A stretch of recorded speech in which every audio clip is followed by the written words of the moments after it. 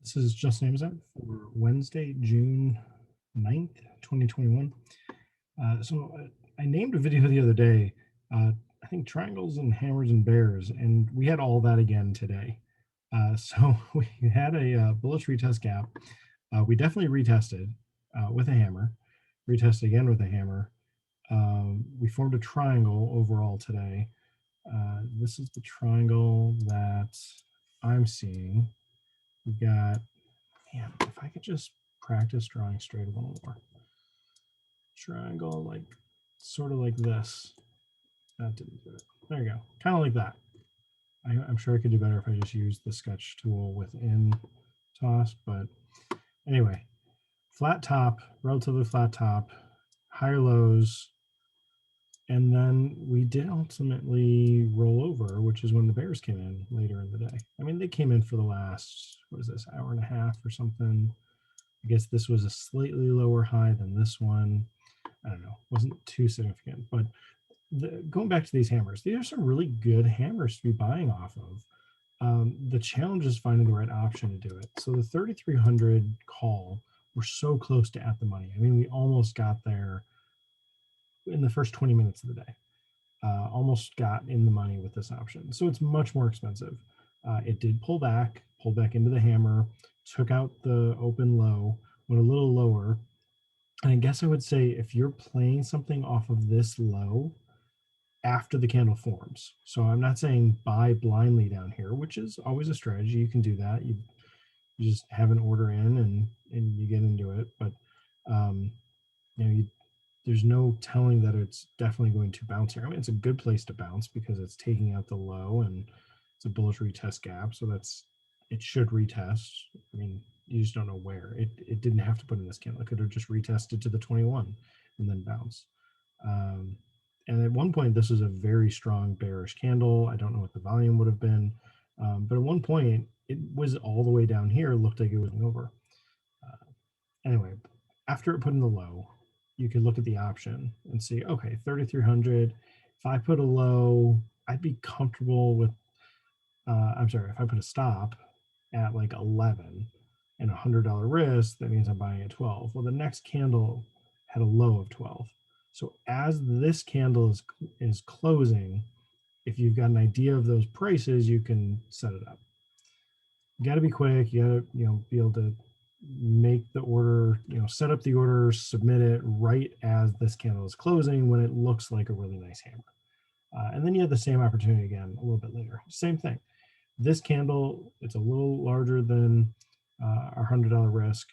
You look at the level, you could put you could put a stop in at 14, and that means you're entering at 15.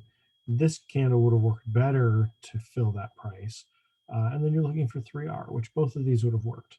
If we even go out to the 33.25 call, it really didn't work as well. So again, same thing, setting up an entry with a stop below this low, and I'm just picking whole numbers. You can do whatever you want, but $6 would be the stop, $7 would be the entry. That would have worked here, would have worked to 3R. But then this one, if you set your stop at 7 and your entry is at 8, it filled, but the target would have been 11 to be 3Rs. It never got there. And when it got here, this is a previous resistance. So you could have been getting out at 10, or if you're hoping it's going to continue on to 11, which I would have been, then you're holding through all of this and you're like, oh, I feel so stupid. I could have been out for 2R and now I'm only up like half an R or an R, through here. And then when it goes back up to 10, it's like, okay, just get out at 10.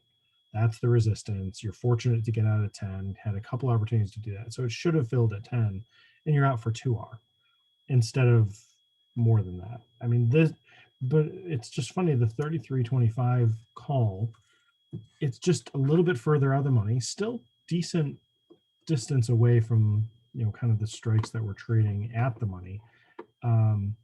But then I was looking at some of the options in between, and let me say this before I leave this option. This one tick before this candle, I don't think that would have really kept me away from using this, but all these other kind of tick candles later, like having a number of these through here, I don't know that I would have been buying this, after this candle comes in, just because this option, it doesn't look like it's got enough volume to it, which would have me wonder if I'm going to get a lot of slippage if I'm stopped out. If we go back to the 3300 call, the premium was pretty, the volume was pretty good. The other one I found that was okay was 3310, just trying to see what else is in between. And this one had decent volume. These, tick candles, they are still showing up, not quite as much, but I like this candle. Obviously, looking in hindsight, at the end of the day here, I like this candle better than I did on the 3325 because it's slightly smaller than our $100 risk. I could still set a low a little bit below this one I'm sorry, I could set a stop a little bit below this low at 11 and get an entry at 12. And it should have filled, right as this candle's opening, it should have filled that and would have gotten a really good fill, which at that point I could actually possibly move my stop lower. But then let's say I use 12 as my entry, the target is 15 and we hit 15. So this one just being a little bit further out of the money, but not quite as far as the 3325, seemed to work better with this same setup where you're getting in for and looking for 3 Rs. It did have a similar, kind of S curve here where this held the 21 and then bounced. That would have been a great place to be buying also, just, really small candles here looking to be bouncing. You didn't have this sort of thing happen earlier today. You had this hammer and it just ran up. You had this hammer, it runs up a little, does a little bit of a double bottom here into the 21 and bounces. So that's still another great opportunity to be buying there, but it's just hard to get you wouldn't be able to get your stop below this low. You would have needed to set it up just based on these candles, looking for a sure bounce. And if it doesn't bounce, you're wrong and you're out for an R or maybe some slippage. But because it does bounce and this small of range, you may have been able to set up a tighter entry. Maybe, instead of a $100 risk, a $50, or sorry, instead of still using the $100 risk, but instead of a stop that's $1 away, a stop that's 0.5 away on something like this, and get into 2 contracts, which then you need it to move half as much. You need it to just move from like 1250 or 1250 up to 14 to get the 3R gain out of that. So a 3R target. And then, like I was mentioning, later on in the day, we had kind of a little bit of a bearish rollover. It was breaking down a little bit more. Looked like, this was kind of a little bit of a warning that we would pull back a little bit, came right back up to the same resistance as earlier. We were making slightly higher highs through the day, but none of them pushed up above this candle. And so, like I said, we've got a little bit of warning that, okay, we could be breaking down. This is a really good evening star reversal here, really good morning star reversal on the 3250 put. But again, with this, after this forms, if you're getting into it, and it was a little choppy through here, like again, a little bit of lighter volume on some of these tick candles. But if you're getting in at say 7 and a stop down at 6, it didn't actually hit 10. It got close. 985 here was the high, but it even with this kind of a rollover, this strength, this strike may have just been a little bit too far away. So if we go look at the 3275, this volume just doesn't seem good enough. We've got a lot more. I don't think I would have traded a Morningstar reversal here based on, these tick candles here. So then it's the same situation. We're looking for which strike to use, and that can take time, when it's moving live. It's a whole lot easier to just gather some ideas now and figure it out, like this for next time. But The 3280 was nice. Put in a really small candle here when I was doing that. And I would say at this point, even the edge was more bearish than bullish. So this is one that I mean, this is one you really could have gotten a tight stop. You could have gotten into this right on the close here, like 1435. Set your stop down at 14. I mean, the low is 1425. I'm not saying buy 10 contracts with your stop at 1425. No, that's way, way too tight. The low of all three of these candles was 1425. So it's more of like a tweezering bottom, where the same lows would be a tweezer bottom, but three of them, that's much more significant. It's, you're wrong if it breaks that low, that kind of thing. But if you're buying that, like even if you're buying 1450 by 14, getting into two contracts, you should very easily be able to get that kind of a bigger move. This is just a little more expensive. You're much closer to at the money. You're within the range that it already traded earlier in the day.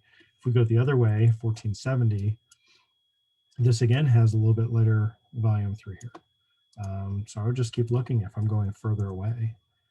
This is what I did before. Yeah, so this is awful. That's not worth trading that. There's just higher risk to not having the volume on your own setup, and you are going to be down even more because there's going to be larger spreads. So I don't like any of these going further away. Yeah, none of these are good. So you're either using 32.75 or 32.80, but anything else, it's going to be hard to get that $100 risk. Let's see where this one ends up. Sorry for all the zooming, but okay, so this one's okay, but yeah, much more expensive. Same thing here. If you're buying with a stop at like 16 and your entry is then 17, this could have worked. So there's a few tick candles through here. So I would be getting in, to play that bearish off of this kind of morning star reversal, evening star reversal on the stock, morning star reversals sort of on the option. Seems like one of these would be a better option than the 3250 that I had up here first. It definitely had a more significant move, at least a 3-hour move, and gave you some opportunities to possibly get into more than one contract, still using $100 risk. So it's just interesting to see like how the different options are moving with this kind of a day. Generally sideways again. We've got a range that wasn't huge, or not as big as yesterday, less than half of yesterday's range. A range in the 20s, not quite as small as 22.19, which is the smallest we've got since this day. And then I think this is the smallest for, I think it was at least 6 months, maybe going back to last year.